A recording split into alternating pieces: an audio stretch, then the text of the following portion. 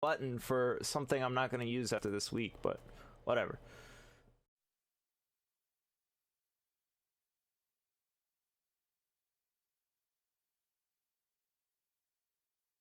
Yo. What's going on? Oh, snap. All right, I'm going to turn you up. All right, hit me with some words of wisdom. Words of wisdom. We did it! Actually, I didn't even look at the values. Hit me with some more words of wisdom. More words of wisdom. We I don't know. almost did. I think you sound We, fine. Yeah. okay. um, I apologize for scheduling multiple things at the same time. I have a really cool infographic that I made, which is just me like handwriting in paint, and that's the only prep I have. So, Perfect. yeah, whatever. Welcome to here.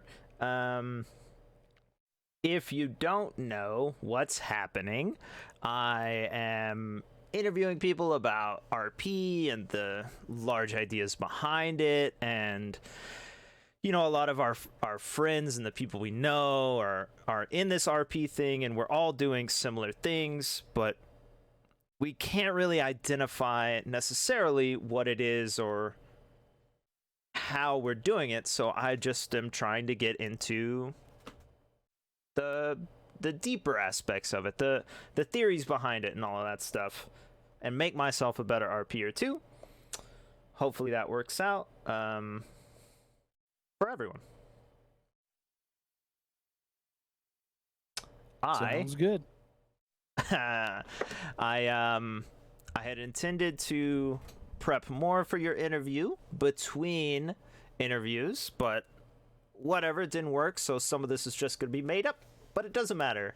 Um, if you would be so kind, there's of course a lot of questions that I ask everybody, so if you would be so kind as to tell us how you got into RP and like what your history is or whatever.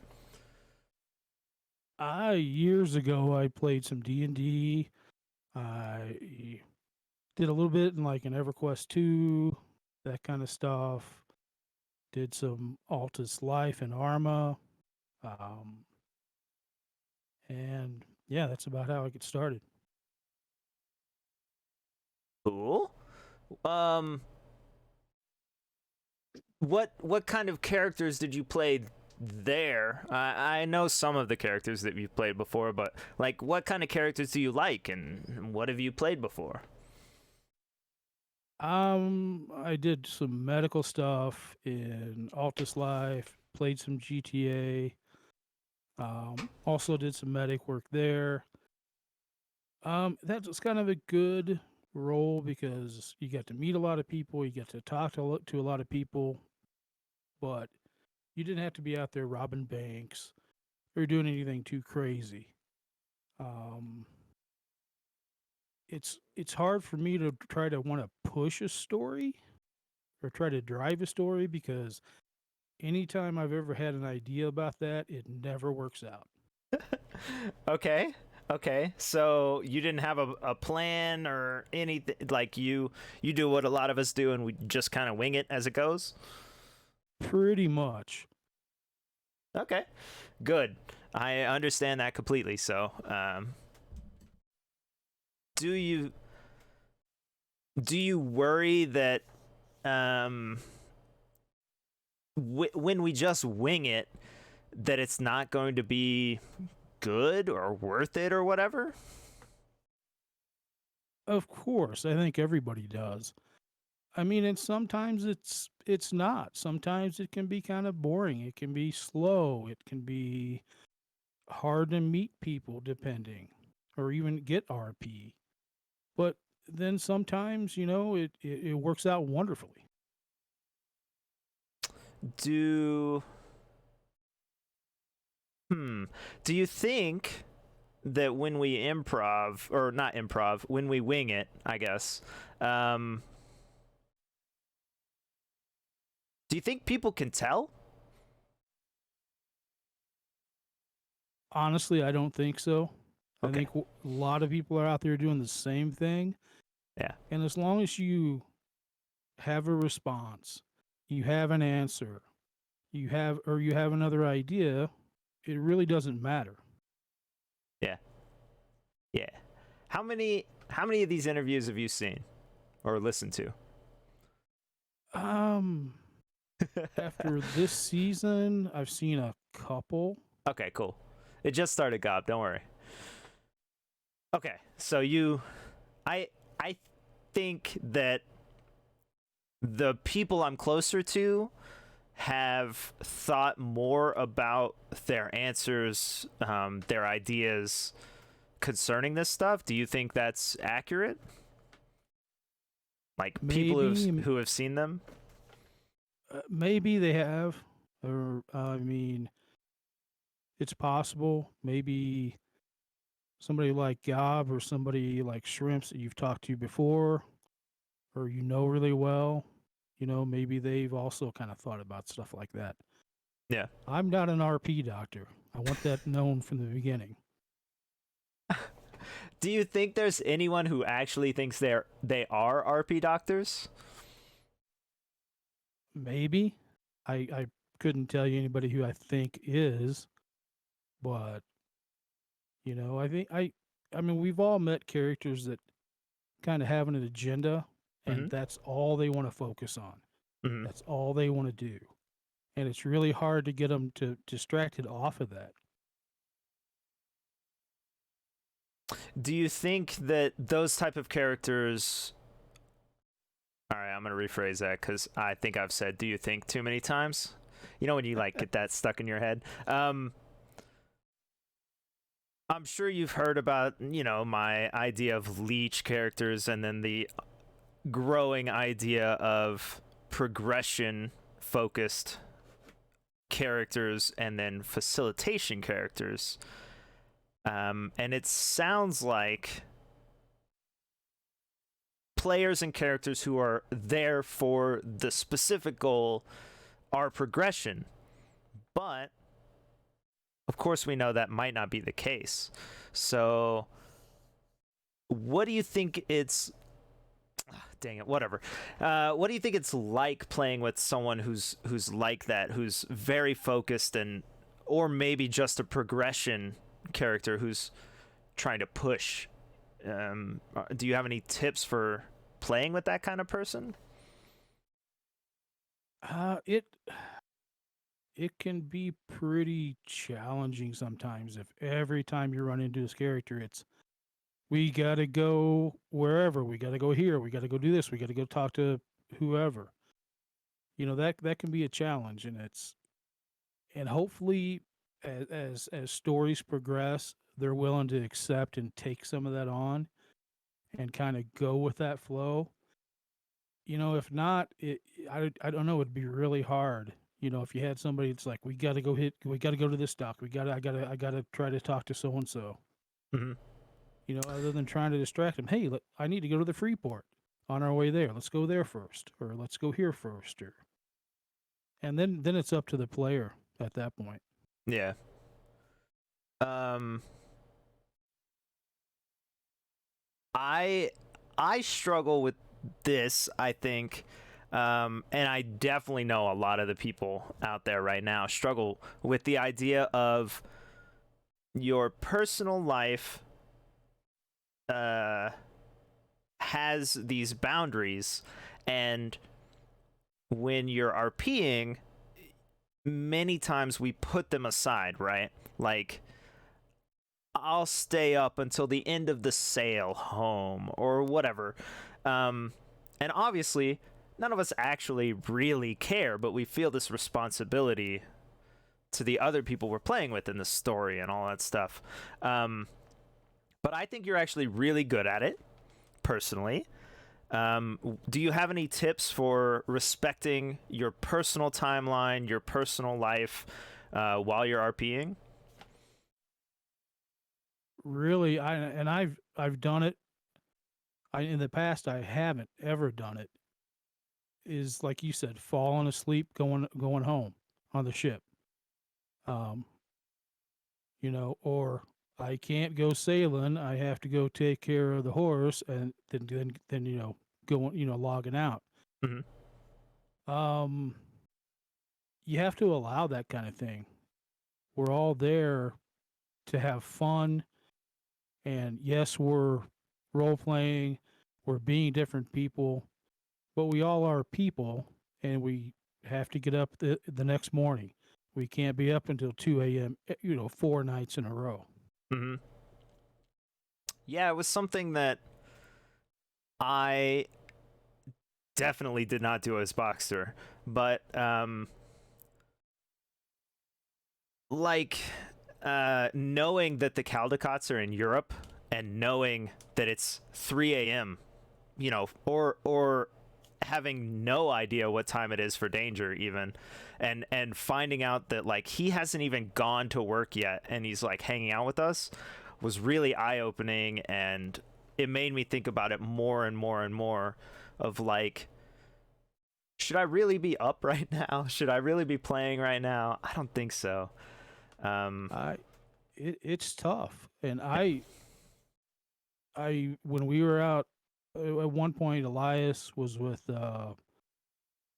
Chloe and Cora, and we were out looking, or no, we were looking for Cedric, mhm. and Elias kind of mumbled something like, "You guys are awake a lot," and because I couldn't believe Yeah. they were awake all the time. Yep. Um, yeah, I know their schedules, and I also cannot believe it. But um, there are definitely people out there who are putting a ton of time into their characters, and when they do that, I mean, their characters are huge. They're larger than life. They're talking to everyone, and they know everything. Um, do you think that we, who are trying to do so much in so little time, can have still stories and characters as big as theirs? Absolutely, I think you can. I think each person, you have to have your own boundaries. Like I've been that person in the past where I was up way too late, way too many days in the week to where I would feel miserable at work. But then as soon as I got home, it was right back on the computer and logging in. Yeah. And the last this last season and then on GG before, I said I'm not doing that right now. I can't do that. I've got Yeah. to act like a responsible adult as much as I hate trying. Yeah. Oh man, isn't it awful? Ugh. Yeah.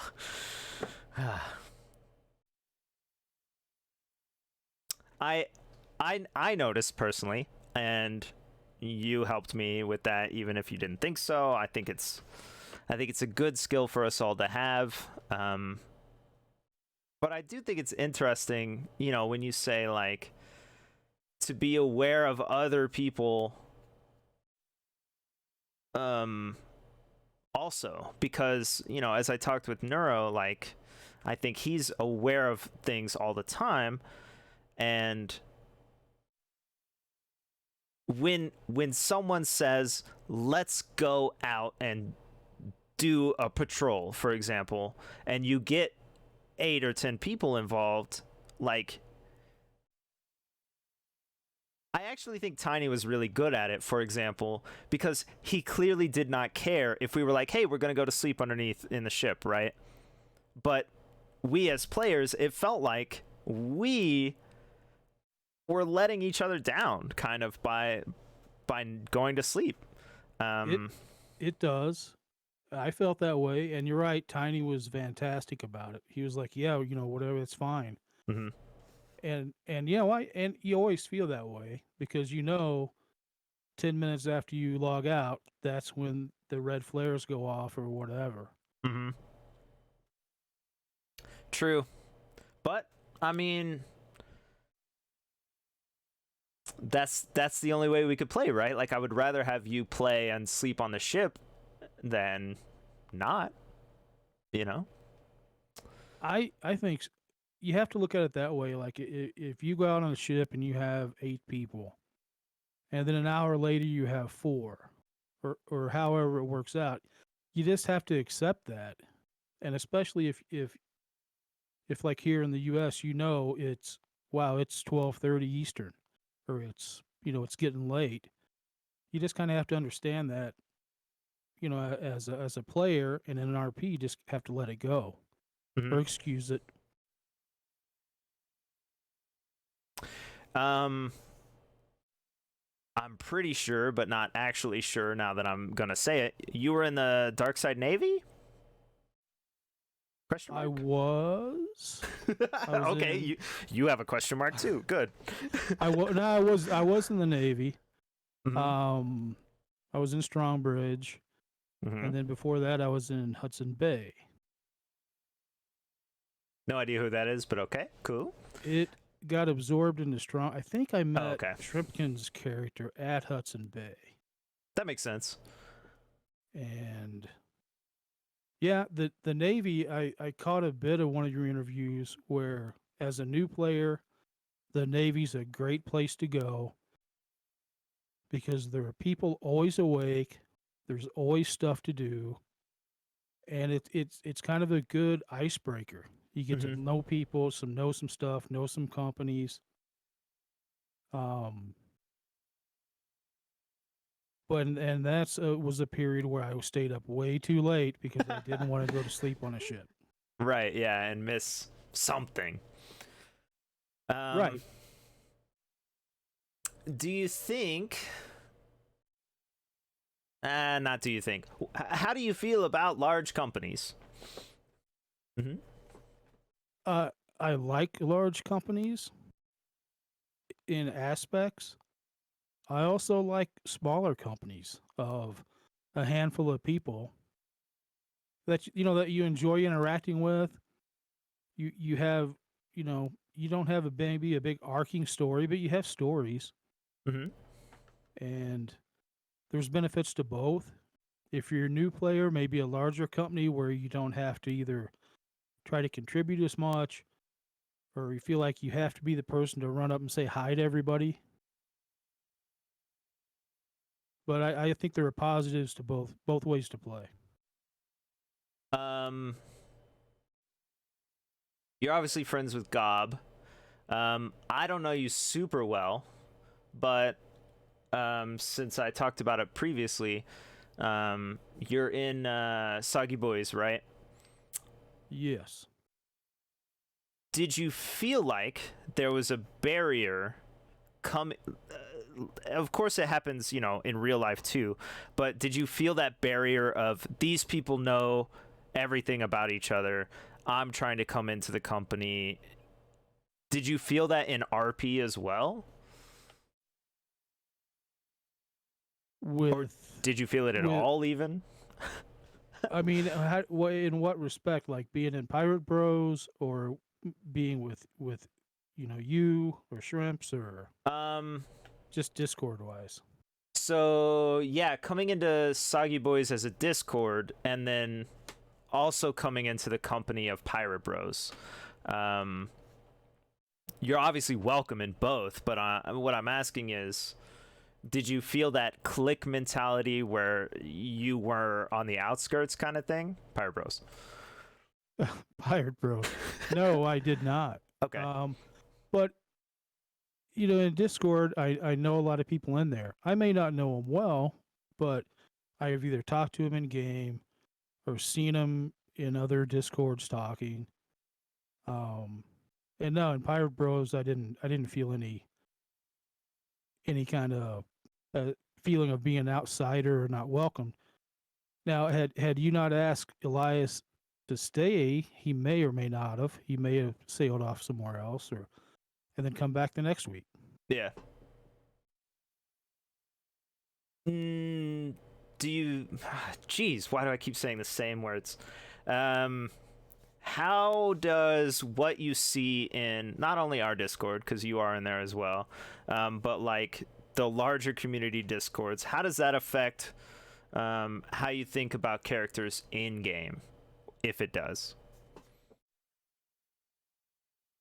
It doesn't really, um, and that's something when you're new, maybe that would be tougher separate, but with just a little bit of experience, you can be in a scene or be at somebody's port, and if you have nameplates on, you'll go, "Oh, I saw them arguing with this other person the other day in Discord." But Yep. honestly, once you're in the game, I don't think about any of that stuff. Have you?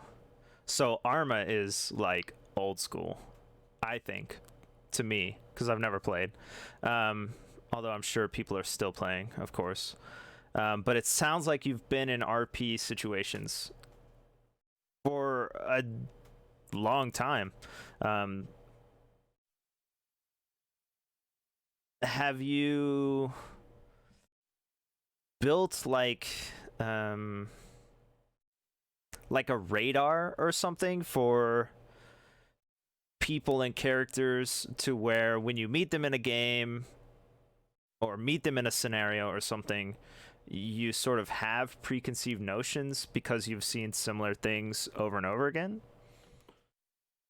Yeah, I suppose a little bit. Have definitely met characters that I'm kind of like, okay, I'm not real sure about what this person is trying to do here, so I'm going to just kind of not necessarily stand off, but not necessarily run to them either, and kind of see how the situation unfolds a little bit.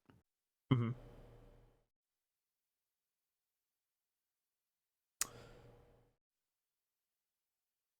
Do you think then that, unfortunately, I only know really Elias that well? Um, do you think that you create characters that will fit in well with most people? Say that again. Do I think I get That along well? Well, do you think you create characters that will get along well with most people in most scenarios? Generally speaking, I do. Um, I'm not, and that's probably just coming my personality coming through of I don't always want to be out front. I don't want to always be the center of attention. So whether that now that being said, the first season in Dark Side, I found myself because a lot of people knew each other. Mm-hmm. So we'd meet a group of people and then there would be a group of people talking and I would kind of be standing there. So the next season rolled around and I said, okay, I'm going to make myself get over that and I'm going to be up saying hi to the people or saying hello. They hop off the ship. Hi, how are you? And Yeah. it did make a big difference in the experience because all of a sudden I knew a ton of people and they Mm-hmm. knew me or my character, I guess. Yeah. Um. Hmm. Obviously, we can't all be that. Um. But having seen it long term and watched it, do you have any tips for people to include um, characters who are like standoffish on the outside, quiet, whatever? I would say, other than maybe making it a point, and not during the big kerfluffle when people are first around each other and everybody's trying to talk, but maybe after that settles down, just walk over and say, "Hi, my name's Samson," or just something. Um, she probably didn't even notice, but Elias would kind of walk over and stand next to Captain Riley and then Catherine Yeah. later on. Anytime I noticed she was kind of hanging back, I would at least go stand next to her. So at least she didn't feel like she was standing there by herself. Whether we really talked much or anything, I didn't feel like it mattered. Yeah. Yeah, these are ideas and thoughts that I had a lot as Boxster, and the first time you spoke, I'll just tell everyone, I thought, holy snap, Boxster is in front of me kind of idea, you know? And obviously you and I said something about it, and then also someone else who witnessed it. But as soon as Elias said some junk, like I was like, oh, this is not him. Like it's not Boxster, it's not anywhere close, right? Um do you think that there's a lot of people and a lot of characters that are the same idea or the same feeling played out by different people all over the place? Or are we all like super unique and it was just random? No, I can't think we're that unique. I'm sure it happens all over in different companies and different circumstances. I'd like to think so anyway, Yeah. and I'm sure it does. You run into too many good groups out Yeah. there. True. Yeah, that's a good point. Apparently you've affected chat. Well done. Yeah, I need to clarify something with Gob though. Oh yeah. Yeah, he mentioned he saw me at the Freeport, ran up, we talked, and then we went off. He forgot to mention that the first thing he said to me was, "Give me all your stuff," and then he proceeded to take all the stuff I'd gathered, and then said, "Where's the gold?" Oh my And gosh. then he had Elias go finish chopping trees to have enough wood to get the sloop. What a jerk. Oh man, good. I'm glad someone else was robbing people at the Freeport. That's good. Um Oh, yeah, can you clarify that stuff? Like why did Elias want to kill Mako all the time?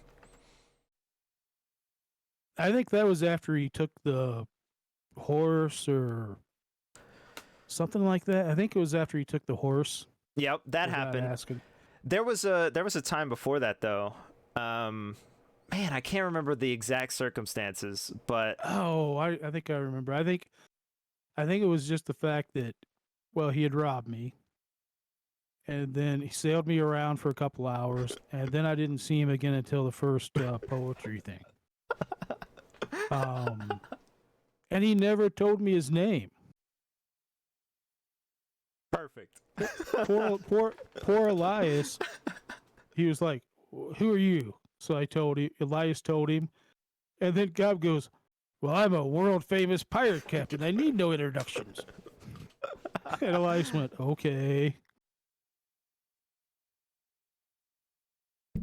um yeah, okay, so on that thought, do you have any ideas about introducing yourself? Because you definitely said like, hey, go up, introduce yourself, but we all say like it's weird to have someone come up and say your name, like, hey, I'm blank, you know, I'm Hart, what are you doing, where are we going, kind of junk, right? Do you have any tips for creating like organic, smooth introductions that don't feel like that stilted kind of conversation? Yeah, it's kind of tricky, but ask him something general. How are you today? What are you up to? Kind of ask about them, and then see if they really want to talk to you, or if they're like really thinking, I need to get back to my ship. They're waiting for me. We got Yeah. to go. And Elias wasn't that character either. He did not force himself to the front or even try, because he was kind of socially awkward. And it's, I, he wasn't, okay, this is good English. He wasn't not intelligent, Mm-hmm. but his CPU clock speed was just quite a bit slower than other people. Yeah. So it just took him a little longer. Yeah. Do you think that those characters are more easily led to whatever the second character wants. Yeah, Or they can be. yeah. I think depending on how you want to play somebody like that. Um, and it's one of those situations where I try to always say, I try to kind of go along or agree, kind of the improv yes and, Mm-hmm. rather than like, Elias, let's go to the Cowdycots, rather than we just went there last night. Why are we going back? Instead, it was okay. Right. Let's go, and see what happens. On the Caldecots. Well, first off, I agree that robbing people at the Freeport is pretty scummy because like they have to go. You know what I mean? But I will also point out that when Gob robbed you and when me and Captain Dave were robbing people, it was like the very, very beginning of the season, at least for me. And it was more like a joke to establish our character as pirates, not necessarily that we were getting any junk at all. You know what I mean? Like, yeah, a joke robbery to establish I'm robbing someone. So that's No, no, yeah. absolutely, absolutely. And I knew. I think I was in my inventory when you came walking up to him, like, "What's going on?" I get out of my inventory. I go, "Okay, yep, here you go. Have all my junk." Yeah. Yeah. So on the idea of the Coldicots, oh shoot, I just forgot my idea. So you obviously watch the stream or whatever, and you are aware of the jokes that are super prevalent for me and the people who hang out with me, right? Was that Yeah, was any of that junk like uh honk? Um did it pull you out of the character ever? Was it jarring or anything at any point? I don't think so, but I, you know, Samson and Elias, were never up to a whole lot of real serious, hardcore things going on. I didn't feel like. Mm-hmm. Um, though I don't think you ever noticed, but once Elias heard the word date, Elias was stepped away. He was kind of No, I he didn't wasn't notice. he wasn't sure exactly what was going on, but he would be kind of over here. Okay.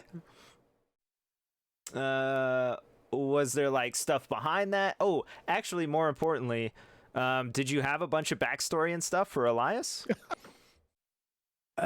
No, because Elias, when I played in the last season, I kind of had limited time, and I knew there were going to be stretches of days where I wouldn't play. Mm-hmm. So, and that Elias, that guy was also named Elias. He had a different last name. I played him as kind of an older loner guy, and I was going to make kind of basically the same kind of character where I was going to get a ramshackle, I was going to sail off, anchor up somewhere, maybe build a schooner, and then travel around occasionally. Mm-hmm. But So, the backstory I invented mm-hmm. sailing away from the Freeport because Gob kept asking Elias stuff, which good for Gob. I mean, that was great, for what he was doing. But I was thinking, stop asking me. I haven't thought about it either. So I made up something like they kicked me off my ship. They took all my stuff. It was Captain Theodore. And then there was like uh, Willie and Willie 2 were the other two people on the ship. And I didn't like Willie 2. you know? Yeah. I don't think anybody else ever asked. So Yep. I didn't have to elaborate. I never asked, of course, because I don't do that, and that's something I want to do better at. But at the same time, I'm also mad when I come up with a backstory like for Pierre over time and no one ever asks. Um, so what was the idea behind moving away from the date kind of discussion, and how can we as players be better at digging into those things that we're clearly not seeing but we should be? It was just part of Elias being kind of socially awkward. Like he'd walk up and kind of stand by you or stand right behind you and not really say anything, or be at the back of the group. Um, the date thing was just kind of like, okay, I think if Elias realized they were going to be on a date, well, he shouldn't be there with them. Oh yeah. That kind of thing. Yeah. Like I remember like the strawberry picking night. You guys were all picking strawberries, and Elias was kind of thinking, I think this may be turning into a date. So Elias kind of went away and up over the hill a little bit. Yeah. Okay. I definitely saw that, and I definitely used those sort of lulls that you created. Like, I used them specifically to advance a discussion or a story or something. So I think we played well in tandem and things like that. I do see what you mean now, and I do remember like that specifically. The background stuff is tough because I've done that. I've made a pretty decent. Well, I made a background, and nobody ever asked. And to be fair, I don't think this last season I asked anybody that either. Mm-hmm. And I don't know. I think at least I get so caught up in the moment of what's going on right there in front of me that it doesn't even occur to me, and that's bad on me. Yeah, well, I mean, it's clearly not bad on you because we're all doing it, right? Apparently you asked Keeble where he was from, but Well, good for me. good Thank for you. I I think that there's a lot about Atlas that everyone hates. And I'll use the example of sailing specifically because it takes so long, even though it doesn't, and it's so boring, even though it's not. The whole game, sure, but I don't find sailing that boring. I kind of enjoy it as a ugh, player. ugh, why? I What know. about it is fun? Okay, you got to tell us. What about it is I fun? I don't know. It's a weird sense of freedom. You're out there if you're by yourself. You can think your thoughts. You're out there. You're just cruising along. You're on an old timey ship. It's kind of like driving by yourself in a car in the middle of nowhere every once in a while. It's just I enjoy it. I don't enjoy it all the time, Mm-hmm. but generally I like it. Yeah, I do think the ocean is pretty. Um, I think that it is a feeling, like you say, of freedom, and I also think that it's it's downtime between two events, right? Like, oh, the event of us leaving and the event of us showing up, and then there's sailing in the middle, or until we find a ship to fight, we're sailing. So I think we kind of maybe it's the feeling that we're so amped and so hyped up until we get on the boat that we feel really down and bored, kind of, maybe. But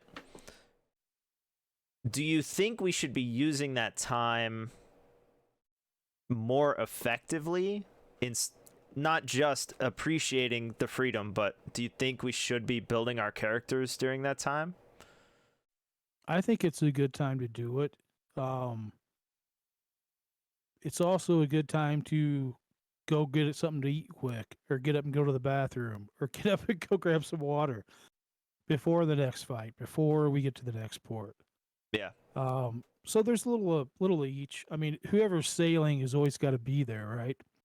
Nope. And well, that's true. I don't. I sail AFK all the time, so. Yep, I remember that. Maybe whoever's sailing, maybe go stand there and talk to them while other people are doing other stuff, or going to the bucket or whatever.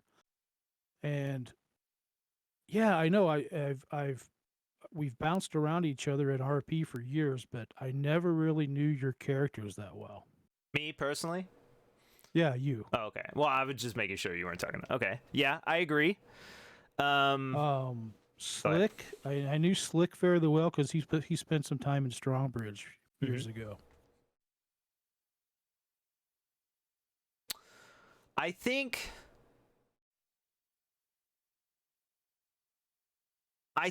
that we should recognize, because I talk a lot about this idea of like showing gratitude to people in their time and stuff, but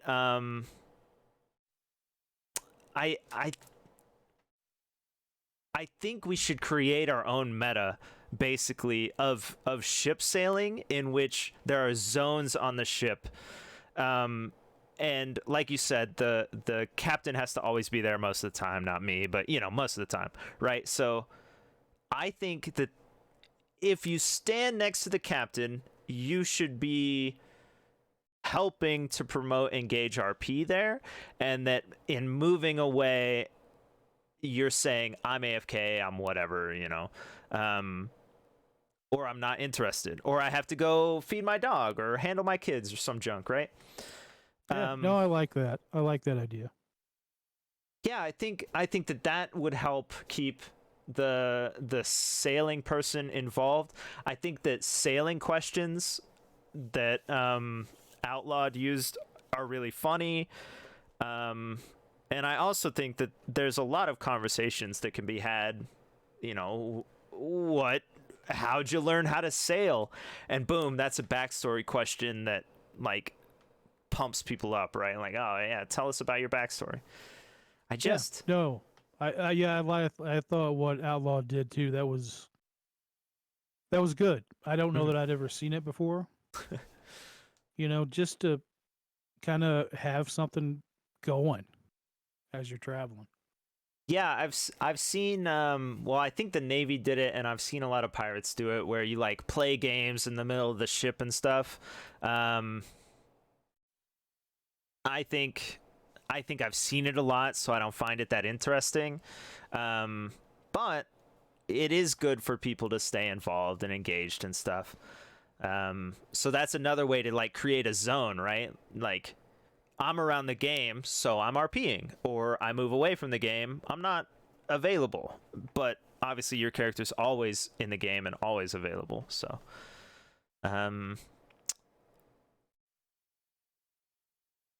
yeah, that's true. I think that's not a bad thought. Rather than people disappearing underneath, going under the deck for a half an hour or whatever. Yeah. Well, I mean, if you gotta go for half an hour, by all means, go. Please don't. Yeah.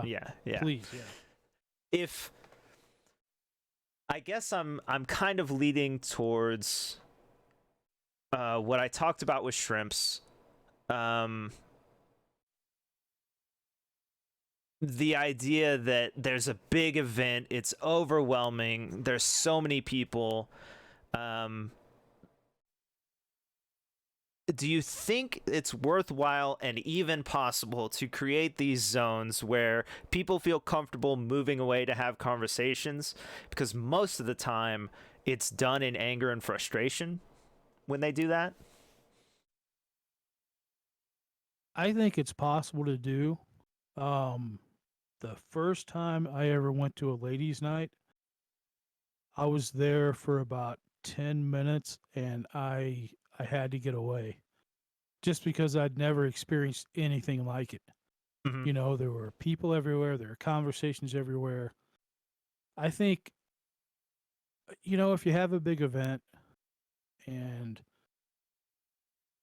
I think the events you had this past season, they never felt like they were out of control to me. They never felt like they were getting out of hand.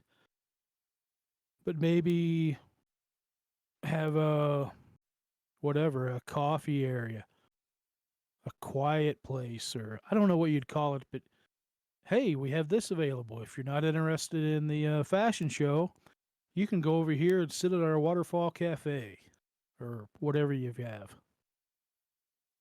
Yeah, that's it's something that takes so much, not a graveyard, but maybe a graveyard.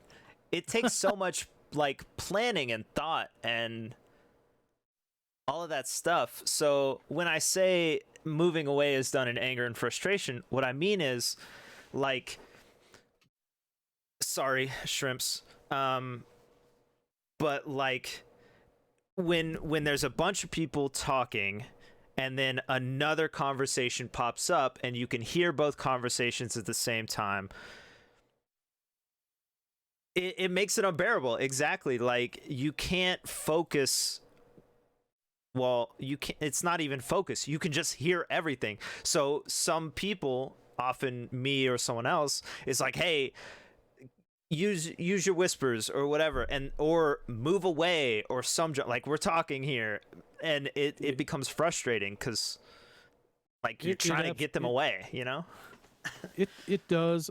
Felt like you did a pretty good job of keeping a handle on things. But there were definitely times, even at those smaller events, where you were standing someplace and you had 2 or 3 conversations going around, and then somebody was trying to talk to you, and it was incredibly hard to even listen and to stay focused.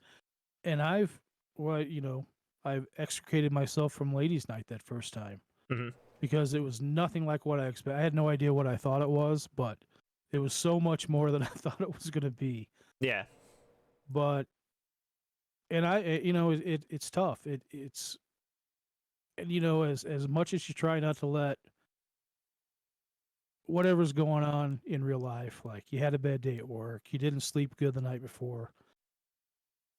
I try not to let anything like that affect me, and I don't know if it's when that stuff's happening, if that's playing into it, but it's tricky, it's tough.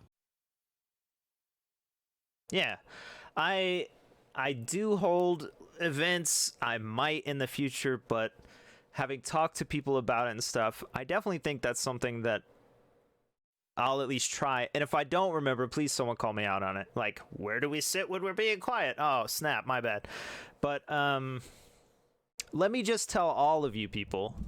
Let me tell all you people right now. Turn down your game sounds. I can't hear turtles. Turn that sucker down. It like I'm the same. you don't need to hear the turtles. You don't need to hear the ocean. All of that stuff has sliders in addition to the voice. Turn all that junk down, and then you don't have to think like, oh snap, I gotta go kill this turtle because I can't focus on the conversation. You're welcome to do that. It's funny when you do that, but the rest of us who have it turned down don't notice. And when you do that, it's like, why does it matter? Like we didn't even notice. So when you do it, it's sorry. Yeah, I do that also. I turn it down to where I can barely kind of hear that stuff. Mm-hmm. Yeah, definitely. I turn it down because I can't tell how loud it is on stream. So, and I didn't really notice how much it was, how effective it is to do, until that giant thing that Francois built, the like fort or whatever. Yeah. So you can't hear the ocean on the beach. And then as soon as I walked all the way out, you could hear the ocean, and it's the same way as being on a ship where you can hear the like noise. And I was like, holy snap, is that how loud this is? I can't believe it. So, yeah. Well, when we were enjoying our peat digging that night, quite a few of the people got upset about the water sound. Oh, I yeah. could hear it, I could hear it, but I couldn't hear it very loud. Yeah, so you're saying, hey, you should still be able to hear it. No, I agree. I definitely agree. What I hear and what the stream hears is a little bit different. I can, like, when a lion's coming, I hear like boom boom boom boom boom boom boom boom boom, and then I'm nailed, right? It never comes through on stream because it's got all these like processing junk, right?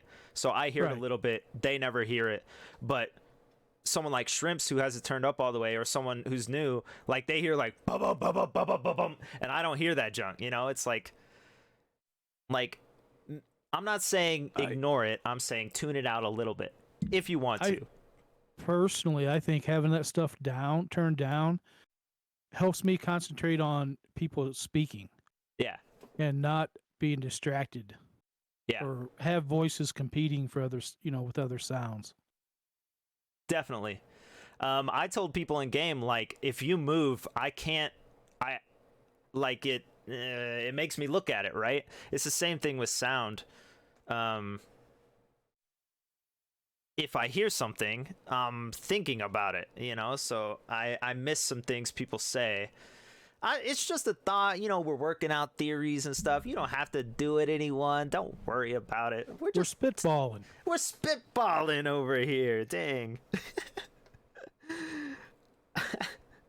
um Let me go. I don't know where we are. Let me look at my notes. Well, let me look over the questions you sent me ahead of time. There aren't any. Joke's on you, sucker. Nobody got any questions ahead of time, by the way, so don't feel left out.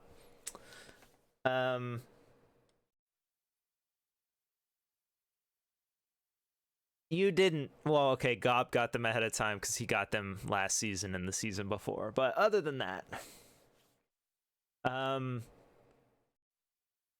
what do you think about the idea of a match or a season or whatever as a match? Have you ever created a character after permaing and gone back in? I have. Okay. How do I do that? Um, it it would obviously vary. If your character was the head of a company and you guys were interacting with a lot of people, you can't just fall overboard and that's it. I don't feel like that'd be fair, but and you could do that ahead of time. Like, okay, if I'm in a ship battle and I get knocked out, or I think somebody, I can't remember, somebody had a deal where if they died to wildlife, that was the end of the character. Mm-hmm. Um, but if your story's kind of wound down, or it's not really going anywhere, and you don't have people relying on you to be there, then it's your character. It's up to you. If you want to be doing a treasure map and pass out and that's it, or kind of however you decide. Yeah. I wouldn't personally. I wouldn't want to do it out of frustration or being angry with whoever the people I were playing with. That would be more of a me problem. Mm-hmm. But like I say, if your story's not going anywhere or your story's done, or you're just really bored and you're not having fun anymore, maybe that's the time. You perma the character, you re-roll, you do something else. All right, I feel attacked, but that's fine. If I'm not even exactly sure what you're referencing, but you It's know cool. what I mean. If you were a prior company that fizzled out, and I've been in companies and groups that fizzled out to where people stopped waking up. You spent a lot of time at port by yourself. Maybe that's the time. Okay, make a new character, go join the Navy. Make a new character, go be a trader. Make a new character, go be a pirate. Do something different. And maybe you'll find that maybe it wasn't the character, maybe you were bored as a player. You speak in real good words and real good theories, and I feel attacked because I've done all that stuff. And in there's something that says I need to power through it instead of just let it go. You know, like I've been raging and not permit a character, which I don't think you should, like you said. But I've also been incredibly bored and not wanting to log on. I've been like my feelings have been hurt, or I've been like talking to no one. Like all of that stuff has happened, all the stuff you said, and I know and I recognize that I could have just permitted and played something else. I could have tried a new idea. I could have been all of these character ideas that I make up, like I could have tried them, but I didn't. I just powered through it. And it can be tough. It can really be tough. And maybe you get through that week or so or a period of time, and then things get better again. You either meet new people or you leave the company and go do something else with that character. There are options. You don't have to always perma if you don't want to. I would feel bad as a player that if I had a group of friends and I left them. Mm-hmm. But, to each his own. At the end of the day, they're your characters.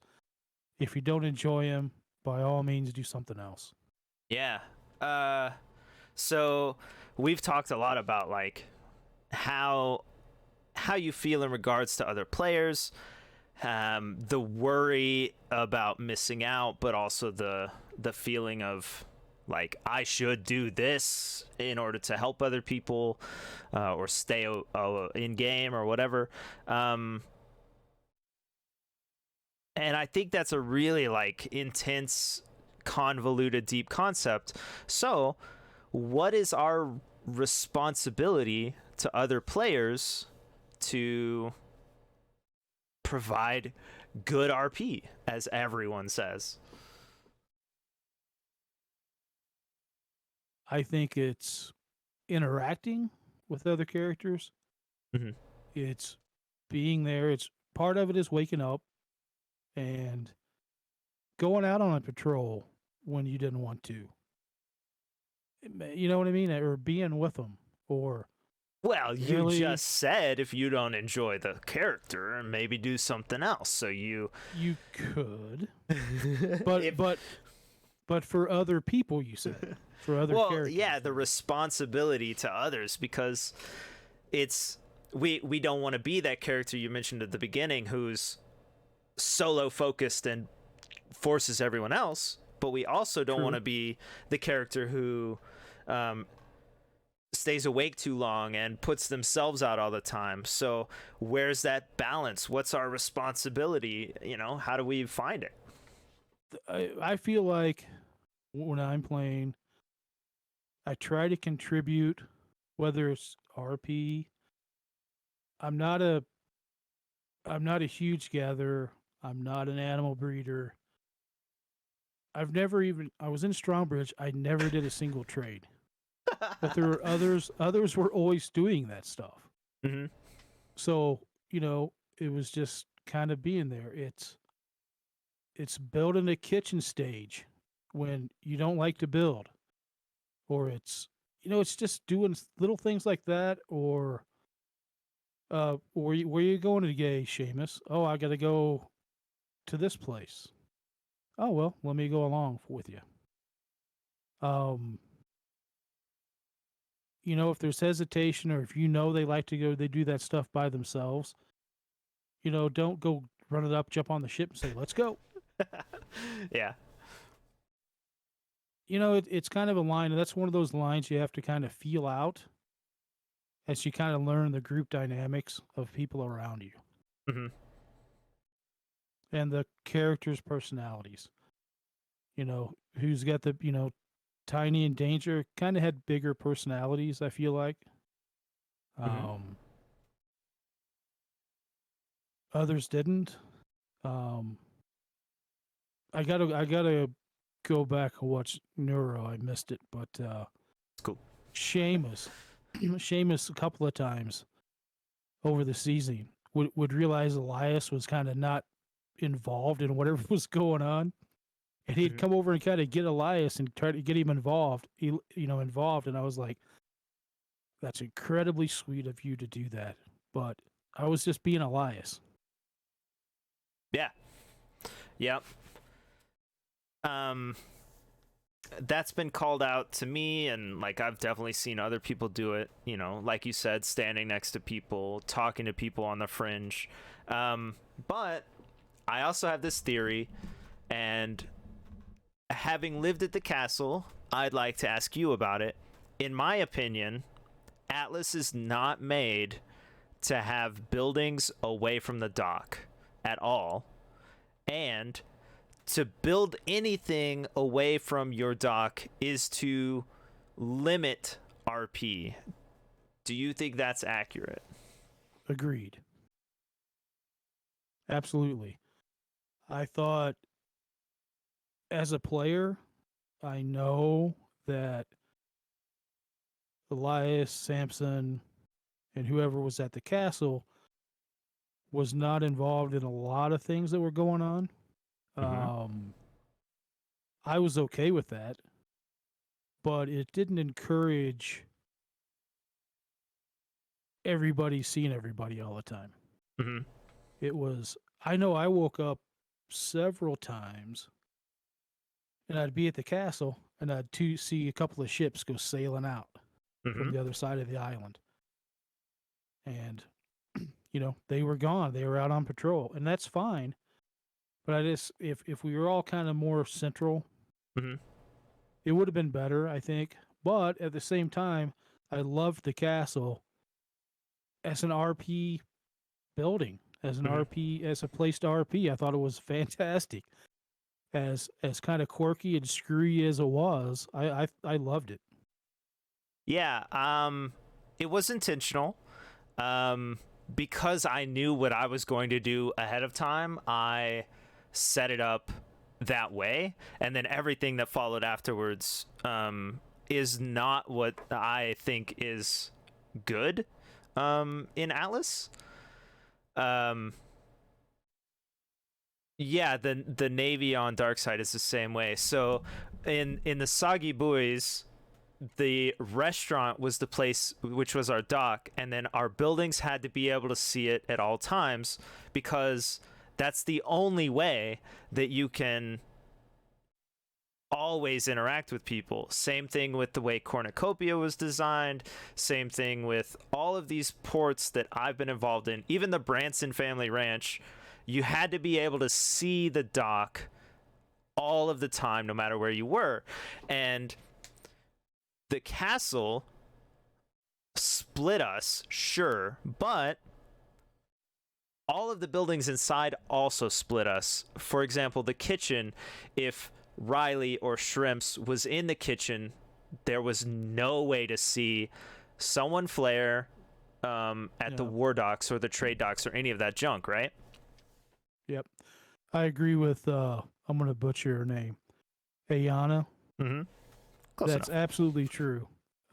Trade Docks was a fantastic place to hang out and talk to people. The rest of the island, not so much. Mm-hmm. Um,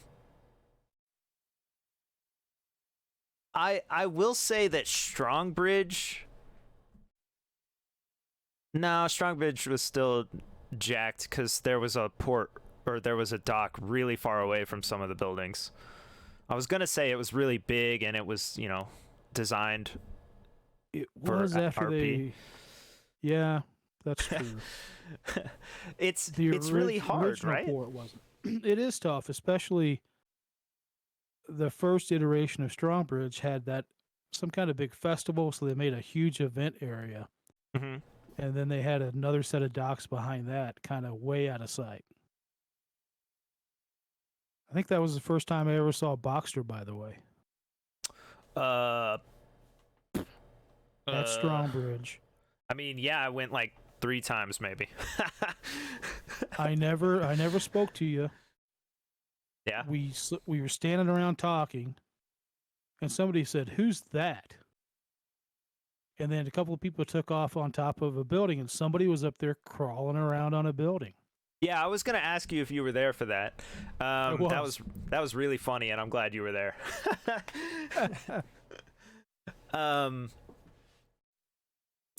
Yeah, so that specific event, I have a clip of it actually. You might actually be in it, but that I only went like 3 times, and it was because I was hanging out trying to look for Davis or somebody.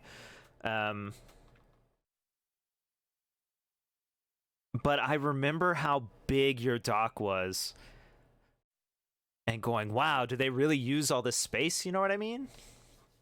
But I feel like you could see most of it. And I'm trying Most to get... of it, Yeah. yeah, most of it you could, but once that big event area happened in the back, and they had a big festival a couple of weekends in a row back then, and then they made like a guest dock back in the back there. Yeah. So everybody talking about the military docks and the Navy and stuff, and Betty Ann's point, the Navy is unique in that it didn't have character or number limits or whatever, and it had internal RP that was constant, in that, you know, there was a hierarchy and all that stuff. And that's actually a point that I wanted to make to Danger, and I never did. We needed a hierarchy in Pirate Bros, I think, and you might disagree, but I think we needed it, and we never got it. And there were times when we were all kind of stifled because we just didn't have it, and I think that we would have if we were really those characters. Yeah, Betty Ann's right. Yeah, there was RP all over the place. Yeah. Just kind of not meeting new people necessarily. Pirate Bros, I remember one night Tiny talking about, I met 5 people I want to have join, or I met 3 people. And I remember thinking that night, Pirate Bros. That's going to create a little bit of division. Mm-hmm. You know, and it did kind of, even though most of the new people Elias would meet once, maybe twice, and never see him again.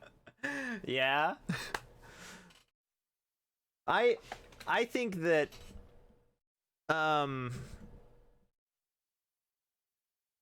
don't want to like I want to allow him to speak for himself if he so chooses, but I think that Danger wasn't ready to be the leader of a max number company. No, I don't think it was anybody's fault. I just you know, it was just kind of how it happened. Yeah, definitely. I think that we needed a hierarchy so that when something came up, it would be, and they did it eventually. Tiny, you know, said, hey, captains need to be on the ships, you know, talk to a captain, the same way the Navy was, right? Like if you needed something as a sailor, you went up to the next rank, or you went to a captain or whatever. Right. And I think that's something that large companies should do that we didn't really have in Pirate Bros. And I'm trying to think if we had a hierarchy in Soggy Boys. I know we had the president and we had like the treasurer and junk, but do you think that those rankings and stuff are valuable outside of the Navy? to an extent, and I think it depends on what kind of company you have. Mhm. If you have either a pirate company or a privateer company that wants to be sailing all the time and looking for fights and wants to be fighting a lot and get the best stuff and have the best gear, I think it's definitely necessary for that kind of thing. Mhm. Um, I I don't know. It's not what I was kind of looking for Mhm. this past season personally. I just kind of wanted to RP and kind of have fun, and occasional ship battle is fine. Yeah. That's fun too, but I didn't want to do it constantly. Yeah. And that's just a personal preference. There's nothing wrong with playing the other way at all. Hmm.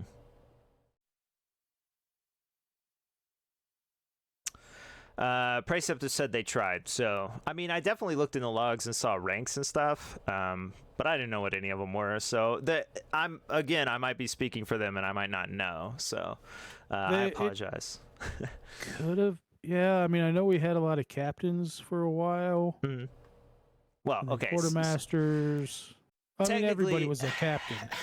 You called everybody captain. Yeah.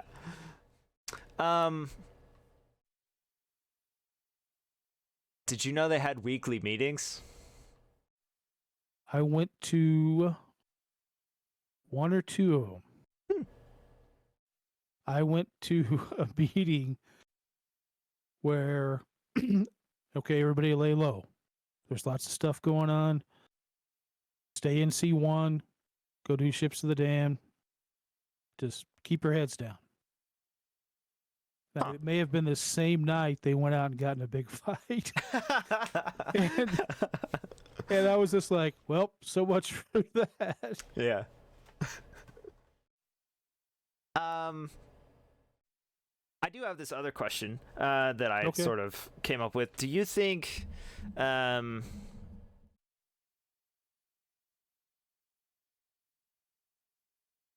what are you trying to say, Gob? Is it wanna?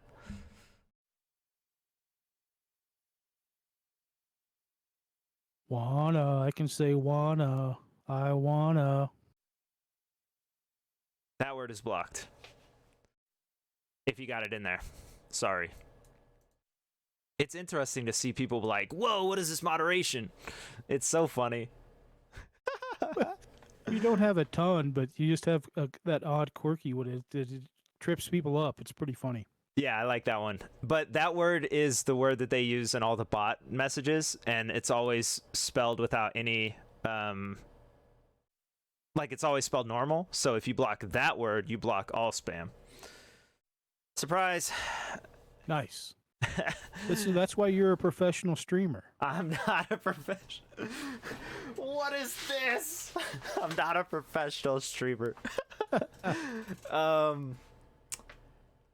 Did you ever feel rushed as Elias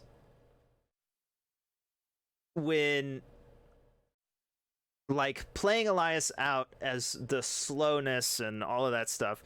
Did you ever feel rushed when people were trying to do junk and you maybe thought you were holding them back? At times, there were times where Elias knew things that people were rapidly discussing in front of him, and then running 3 different directions. And Elias would be, and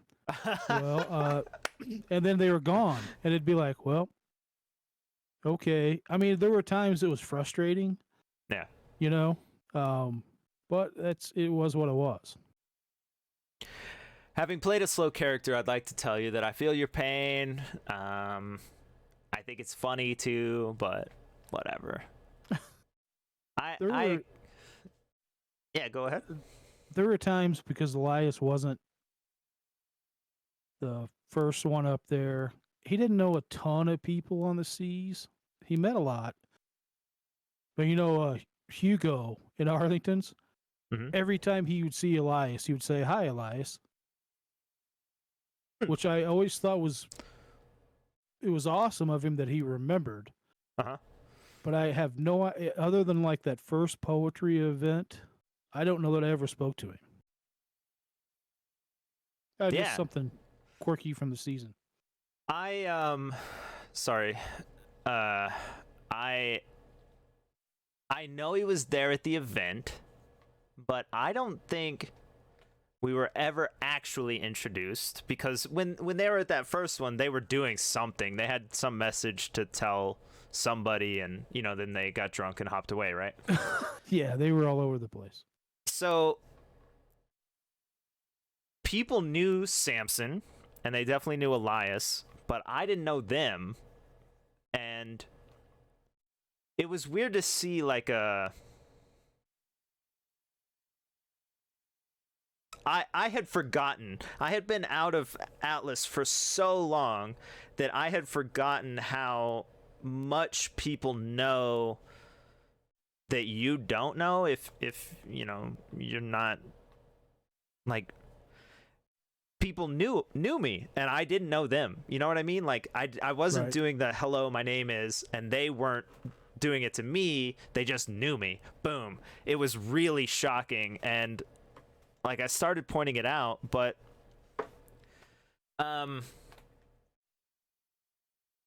it's tricky because it's hard to know whether after so long into a season it's like, okay, did I forget who this character is, or is Mhm. it did a lot, you know what I mean, or have I Yeah. never met him before? Yeah. Or Yeah. So I that's the idea I'm trying to get at, because like we sit in Discord and we see people's names with their character names next to them, and we're on streams and people can see us and learn our names and all of that stuff, but at the same time, tons and tons and tons of us know what meta is. We know not to do that junk. We don't do that junk. How much of the stuff do you think that's negative, that people are always calling out, isn't actually happening and we just are hyper aware about it? I think there's definitely people get a little bit hyper aware, I guess is a nice way to say it. I don't think about that stuff too much while Mm-hmm. I'm in playing. You know, and I've done it. I did it with Elias at the last event when Deputy was out in the audience talking, and Elias was up there as the Navy guy. And Elias turned and said, "Didn't ask."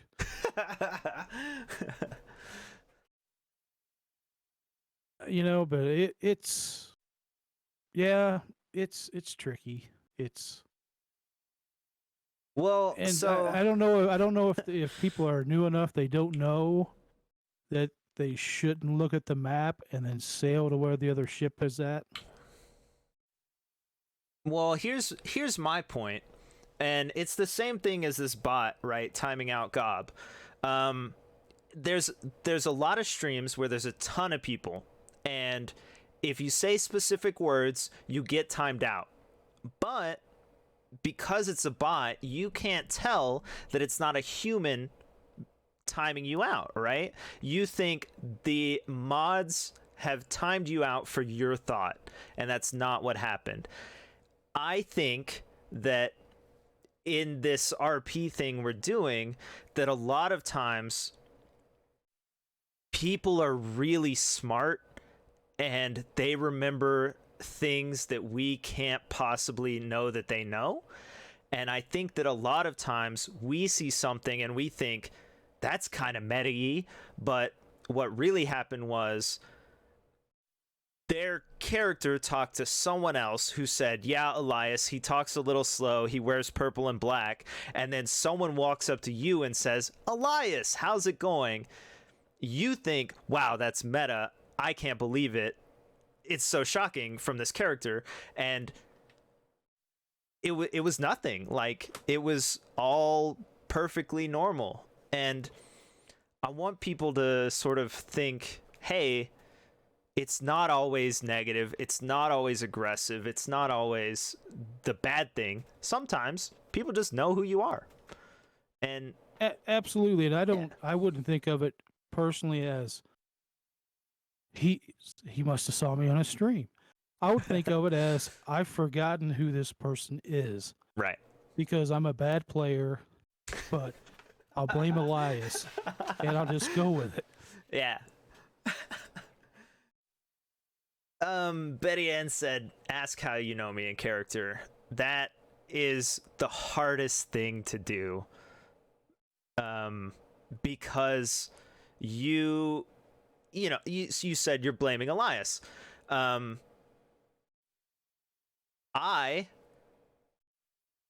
play all these characters who don't care about you. They don't care who you are. They don't care. Sorry, they don't care about you. So when I don't know your name, it's my character also who doesn't know your name. And I don't have to remember who you are. Do you think that we're hiding behind characters like that because going up to someone and saying, I apologize, I can't remember when we met, is so difficult? It can be, depending on the situation. If there are lots of people around, if somebody says, hi, Samson, how are you? Then 2 or 3 people other are saying hi to you, and it's easy to lose that thought too in the process of meeting people. True. To where I've done it in the past where, but I only try to do it when you're just kind of one-on-one, because I don't want to hurt, or if I accidentally hurt that player's feelings of, I'm sorry, you didn't make an impression on me, I don't remember you. I don't want it to come across like that. You know? Yeah, of course. I had, not with Elias, but several years ago at Darkside, I would have people jump off a ship that just anchored up, walk by me and say hi, and call my character by his name. And I would have no idea who it was. And it was awkward, but I would just say, hi, how are you? Nice to see you again. And kind of roll off, try to roll with it.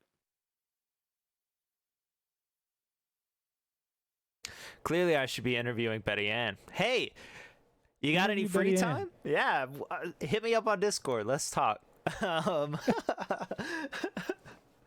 Absolutely. I need to get behind the scenes and thoughts of Ruby or Hazel. Yeah.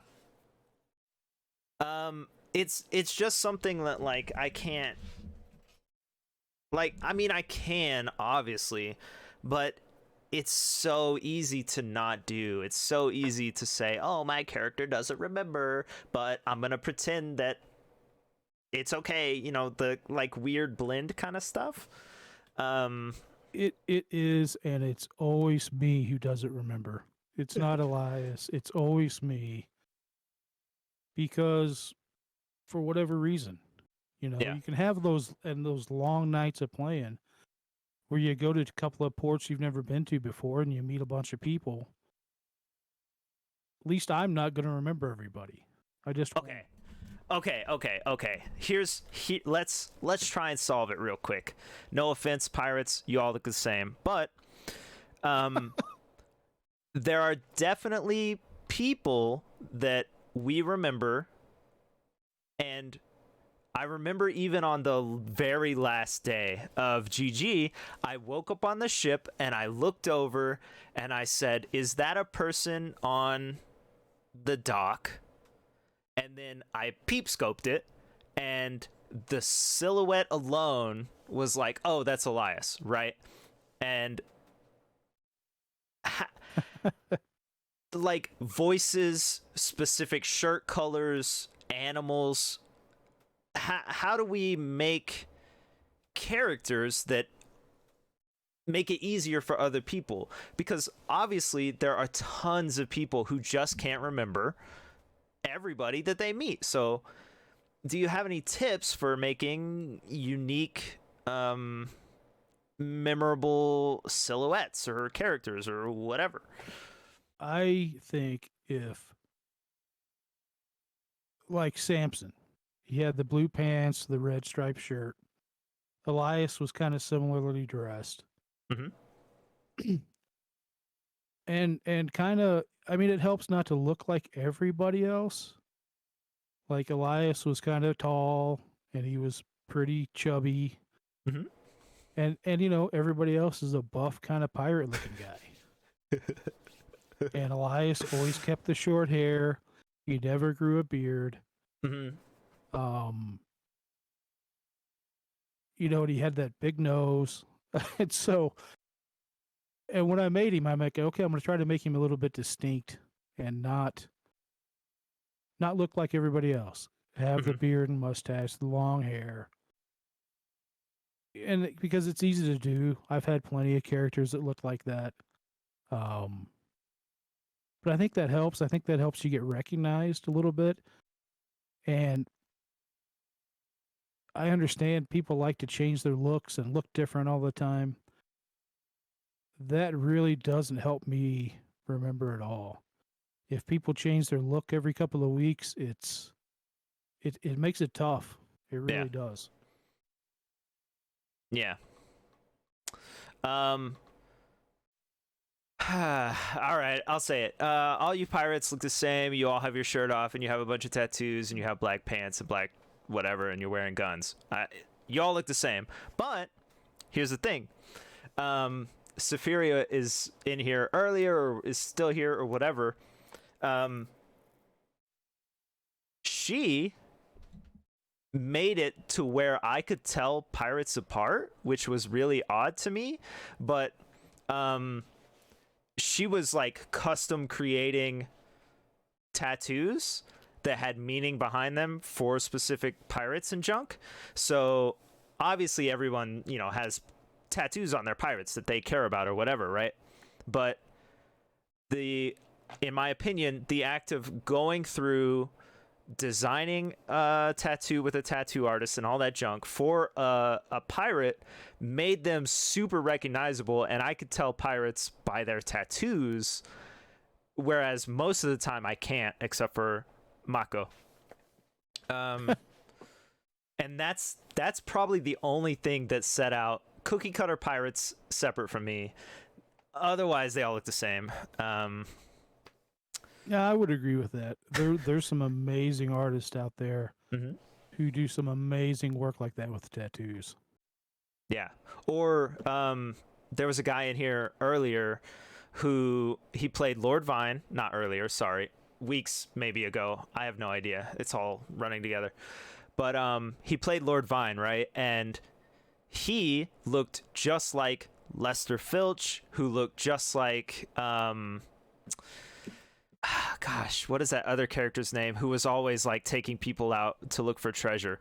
They were all short, had long gray hair, kind of sounded, you know, kind of abrasive or whatever. But I remember Lord Vine, specific from the other two, because he had a specific tattoo, right? And then Lester Filch always wore the fur clothing, and the other guy whose name I can't remember, who's really nice and was always hanging out with Croc, he looked the same as the other two, but he spoke immediately, whereas the other two didn't. And I think if you pick something, stick with it, and make it really obvious to people, I think that can help. Yeah. It can. It could be something like Samson's cough. Or going up to somebody you don't think you know and say, "Hi, I'm Elias Doyle. How are you today?" Or just, what cough? Exactly. Elias never said a word about it. Yeah. And I did not think about what I was doing with Elias until that first poetry event, and I got in front of Samson, and I was like, "Oh crap! Is he gonna think I'm doing a poor Boxster?" Yeah, no, I don't worry about that. Like I said, as soon as we started interacting, I was like, oh yeah, there's no way this is even close to Boxer. They were completely different. Um, I think everyone could tell that first off, and I think that you and Cool. I think that you and I specifically can name hundreds of ways in which they're different, but um, Okay, yeah, I thought of that, and I was as I'm standing there in character in front of him, like, "Oh crap! Well, here goes nothing." Let's see what. I again, sorry, internet. I can't tell the difference between Hugo and Lord Timothy. Like to the point where both of them speaking, I could not tell the difference. Very, very similar. I agree. I like. I'm pretty sure, looking back on it, that the person who was there first at the improv event was Hugo, and then Timothy showed up and Hugo left, but I don't actually know. I think you may be right. Because there was someone making fun of Cora, so that must have been Hugo, and I think she said Hugo, and then I know Lord Timothy was there, but I couldn't tell them apart. And I think that part of that is from you might know, I can't understand what Scottish people say. I'm really sorry. I just can't. But they must sound different, right? I'm sure. And that's not being able to tell somebody apart even by their voice. I don't consider that an issue with how their character is or how they play them. Mm-hmm. It's a me problem because Yeah. I either wasn't listening close enough, I didn't pay attention, I was looking at Twitch on the other monitor or whatever. I'm gonna protect myself by pointing out that there are things called face blindness, and that some people just can't recognize faces. So I can't recognize some dialects, and that's what I'm gonna go with. But I can't understand some accents, and I think that played into the fact that I couldn't tell the difference between the two of them. Okay. I'll accept it. There, you heard it here first. We are voice blind.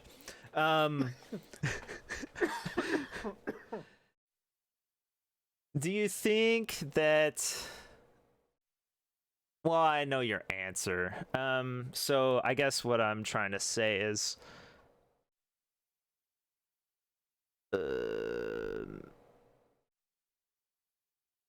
how should we... It's kind of a douchebag move to not be able to tell the difference between two people that, are obviously different and are different characters. Do you think we were less gratuitous to them somehow, and that if we had done more and or something that we could have done it? Yeah, maybe I accept part of that. Mm-hmm. It's just yeah, it's me. Why I don't remember this character when they walk up and call your character by name, ask about something that happened or mention an event. I accept that. That's just on me as a player. At what point do you think we should challenge ourselves? For example, we could take notes. Like, there's nothing wrong with it. We could take notes, next to us about who we met and who they look like and all of that stuff. At what point do you think we should challenge ourselves to grow and play new and different characters and to recognize the community better and all of that stuff?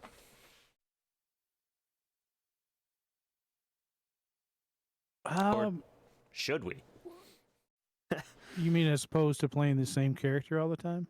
Well, not necessarily the same character, but I have said, I play characters who don't care about you, so when I don't remember you, it doesn't matter. But at what point should I? At what point should I play a character who does remember people and does care about people? Honestly, that's up to the player. If you want to take notes, and I actually started taking notes the first day or evening me and Gob sailed around. Because he kind of told me to. No, he just said, "I hope you remember, Elias, that this is where these people." I'm like, "Yeah, okay, I'll remember." It's all in how you want to play. If you want to be a hardcore sailor, fighter, ship fighter guy, you can do that. If you want to hide out in a barn and you want to breed a perfect animal, it's up to you. It's how you want to play the game. If you want to try to get better, remember names, notes would help. I'm really bad though. The few times I've even tried to take notes on this island has silver, this island has rushes.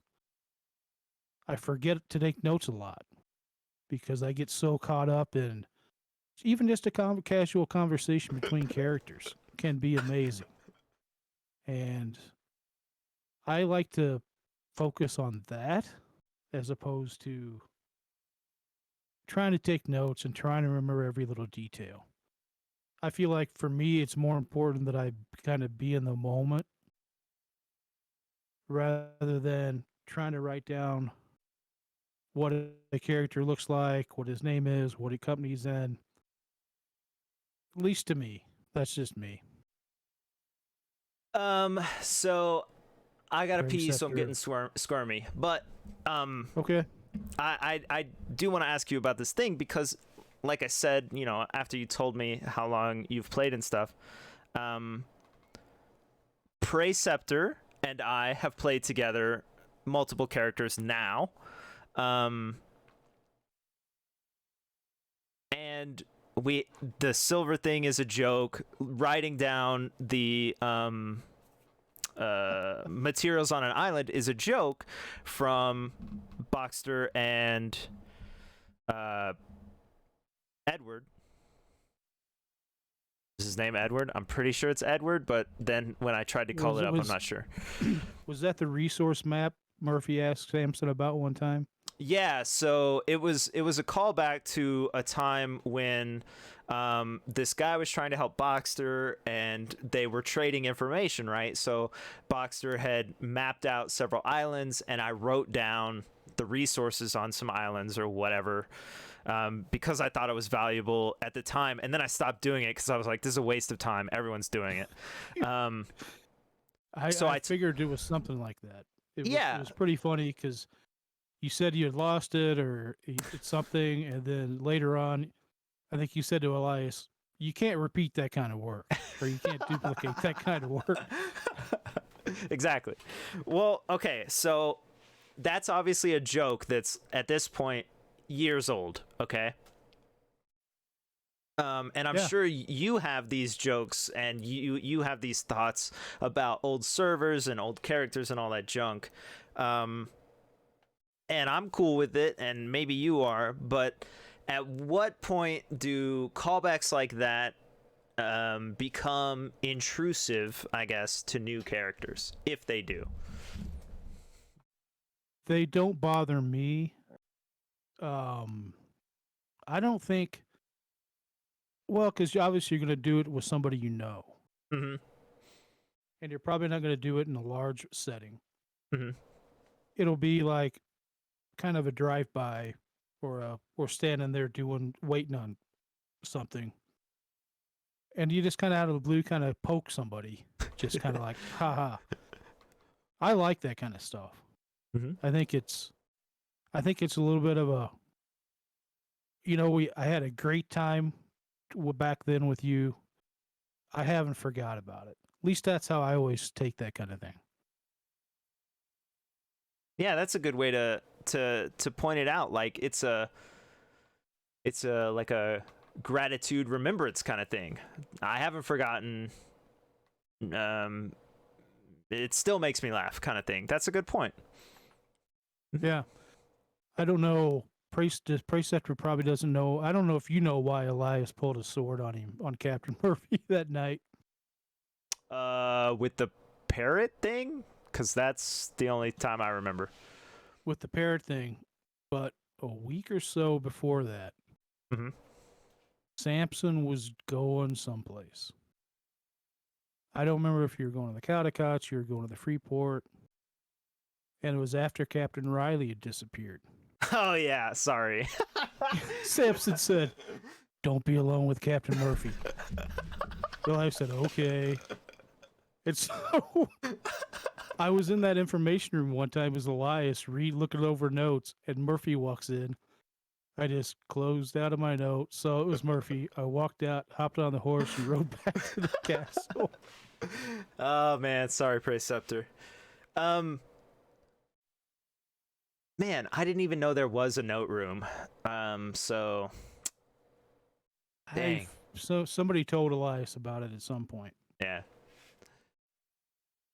Yeah, Preceptor, we came to the conclusion that you had probably murdered Captain Riley and that you were like dissociating or something, and that she had sailed back or whatever was fake. So since we weren't sure, we were like, oh, don't ever be alone with him, he might murder you too. And then you'll be another person. Whoops. He'll find a note from you. Yeah, he'll find a note. Yeah, sure. Oh my gosh, man. I had way more fun than I thought coming into this season. It was an absolute blast, and it was amazing getting to see a lot of new people. I would say, along with a lot of people I've known. It was so much fun. Yep, I agree. I think we made new friends, I guess. In RP that should be continued outside of RP as friendships. And I think we will. Absolutely. Do you have anything to say to like new players or people who are like concerned that it may be difficult to get involved with us? I would say that it's scary to everybody the first time or two you do it. The first time you're at the Freeport by yourself and you're trying to figure things out and you see people, it can be it's intimidating, but it's some of the most rewarding gameplay I've ever had, and it's worth getting over the initial fear, shock, hesitation, and you don't have to be the character out front, all the time. It's okay to be a little reserved and have a quiet character and just kind of learn and see the interactions and learn how people are and get to know people. And then you can kind of slowly kind of open up and kind of immerse yourself more. But if people are thinking about doing it, by all means, it's like I enjoy Atlas.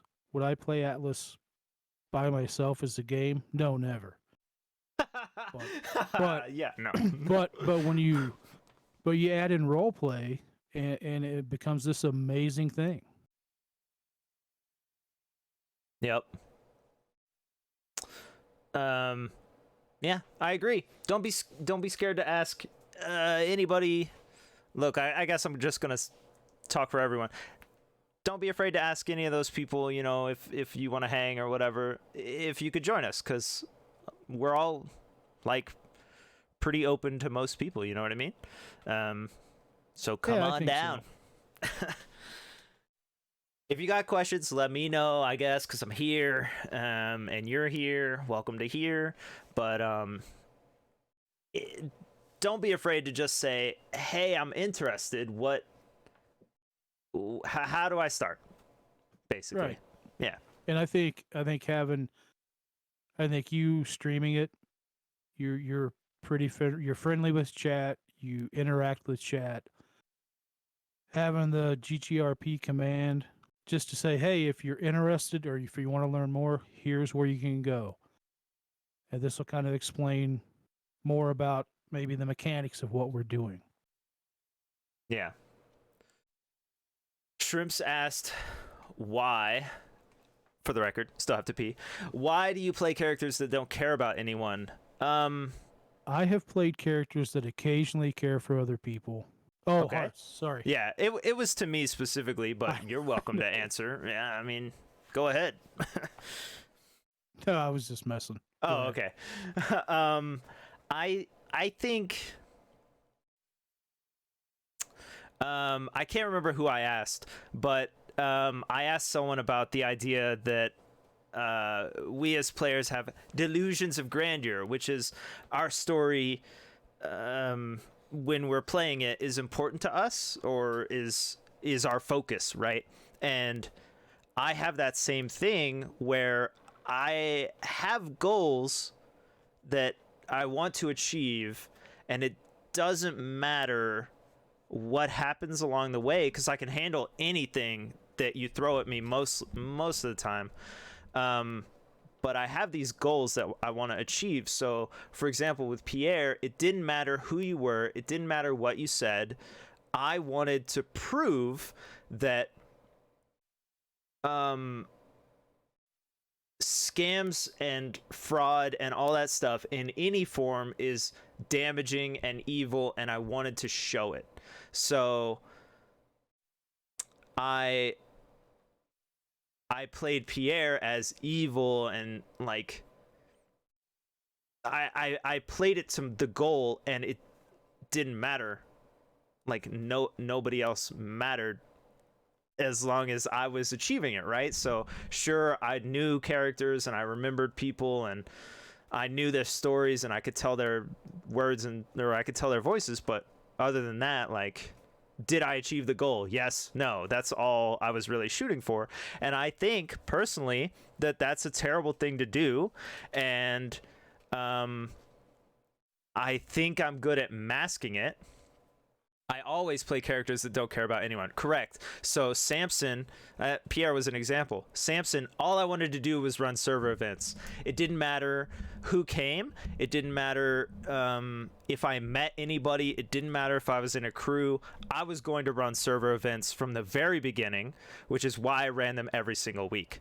So I think as an experienced player, I think you would have the ability to do that. Yeah, true. But it is, I recognize it as a douchebag move to want to achieve this goal and be able to hide the fact that that's all I'm really doing by, giving people RP or whatever along the way, I recognize that getting sponsors involved and like having a company and all that stuff is a great way to provide RP when the event isn't going on. But if none of that had happened, I still would have done what I did, and I wouldn't have facilitated RP. I just was crafty enough to make it happen.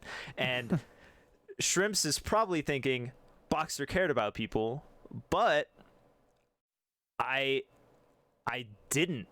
I personally wanted to crush people with sadness at every opportunity. So I thought about sad things and I experienced sad stuff, and then I shoved it into everyone's face, like Neuro said earlier, to create this like wall of whatever the feeling is. And that's what I wanted to do, and I did it, I think,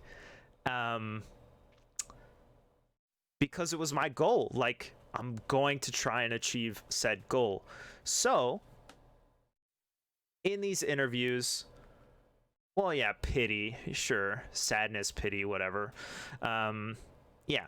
So in these interviews, I'm saying I want to be a better RPer, but like, the idea came up that if I understood how much people put into cooking and breeding and crafting, would I respect their time more? I think so, and that's something I want to do. And if I make that my goal, if my next goal is to understand the effort that people put in, then maybe I'll remember them, and maybe it will matter who you are, and maybe I'll take notes and all that stuff. Maybe I don't know.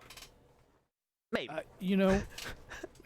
you would, if you would have to make a commitment. I've never really cooked much other than basics. I've never tamed really an animal. I've helped. Never been a breeder. If you're willing to put the time in to learn that stuff, but you'd have to be willing to do that. That means logging in and messing in the kitchen for however many evenings and not RPing. Yeah. Yeah. RP with the stove. I mean, there's a commitment to learn that stuff to be a better game player. Mm-hmm. And it may make you more cognizant of the effort that goes into making 100 fish and chips and 100 pork pies or making a good bear. I don't know if it would make you a better role player. I mean, maybe it would. We're all different.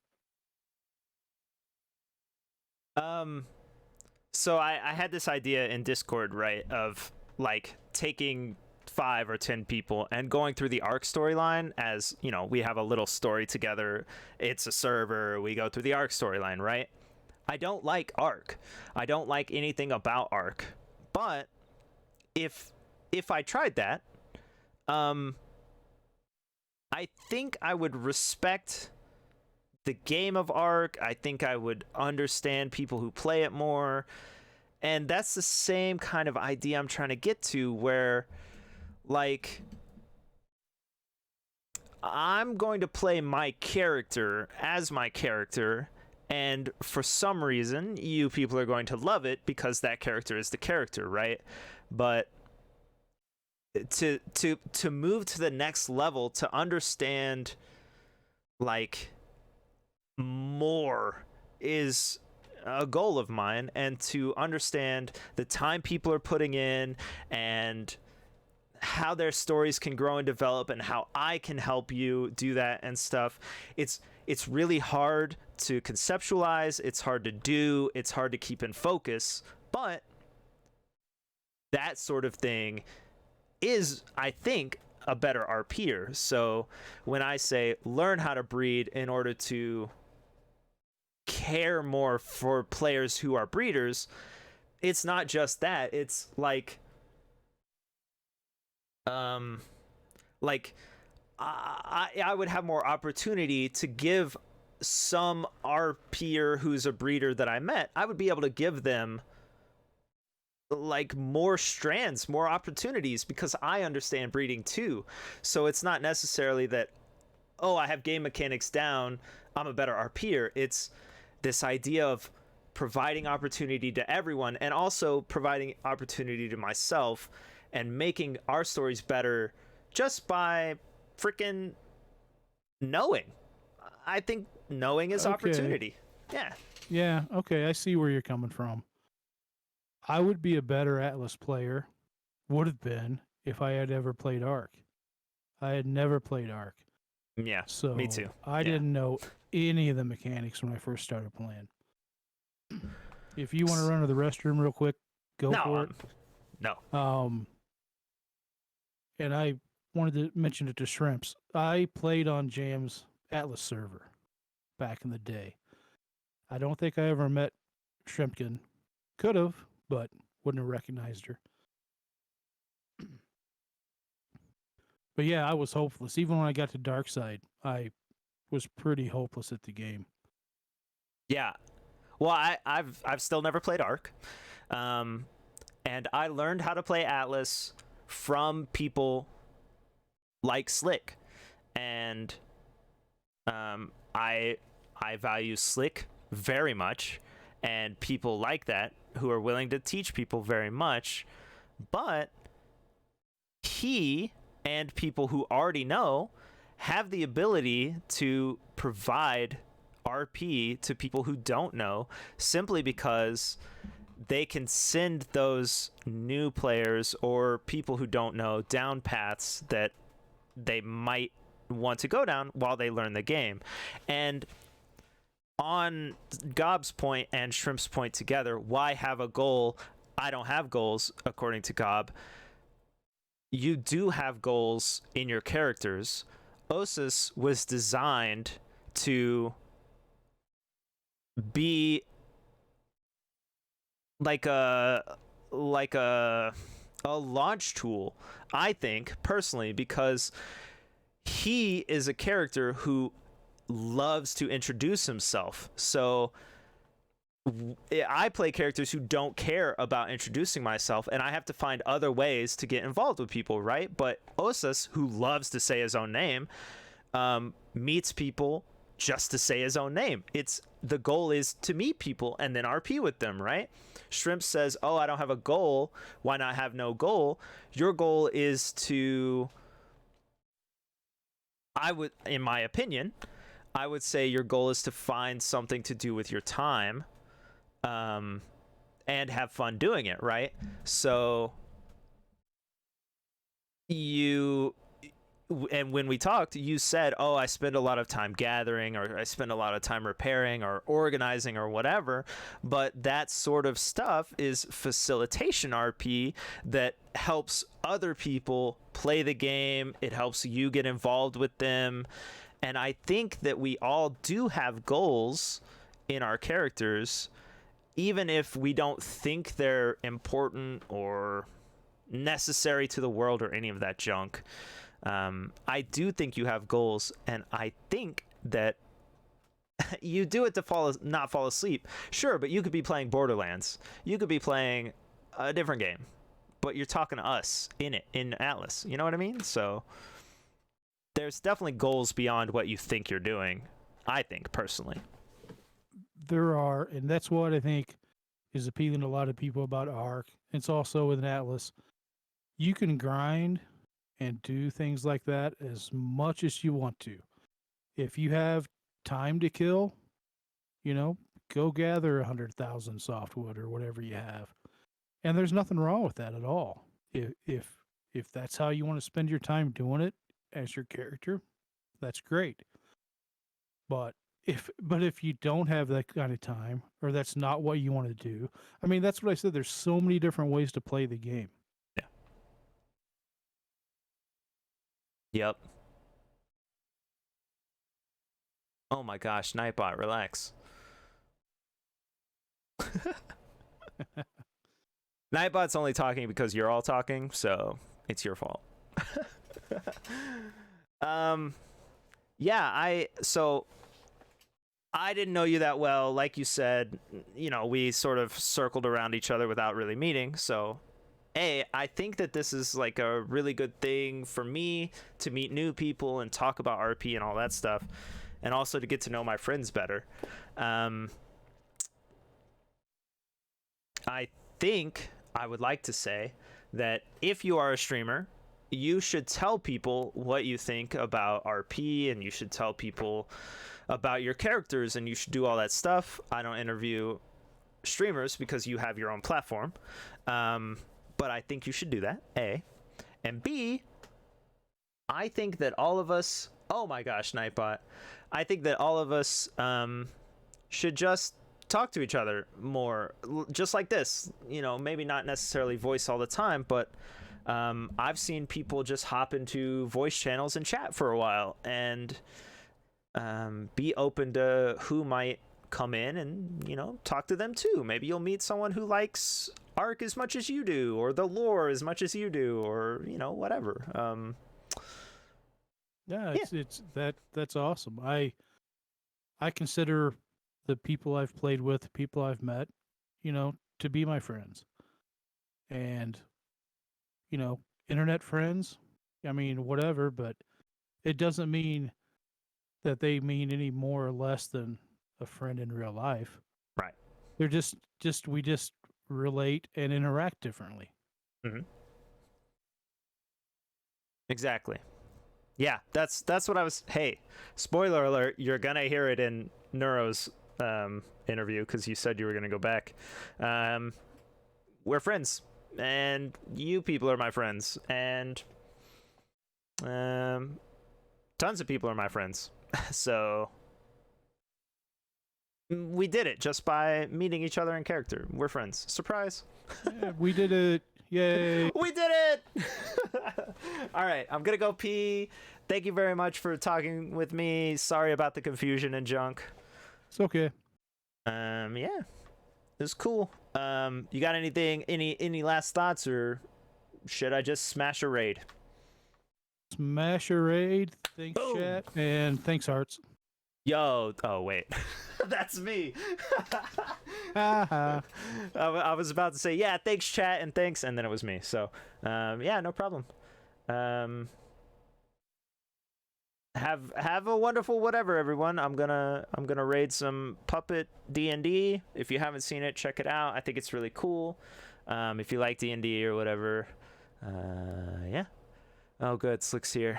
Definitely hit up some bananas. They're good for potassium if you need it. Interviews tomorrow as well, so check those out. I'm leaving. Bye. Oh, wait. Hold on. There's a 10-second timer as well. Oh, good. I can't see it. It broke.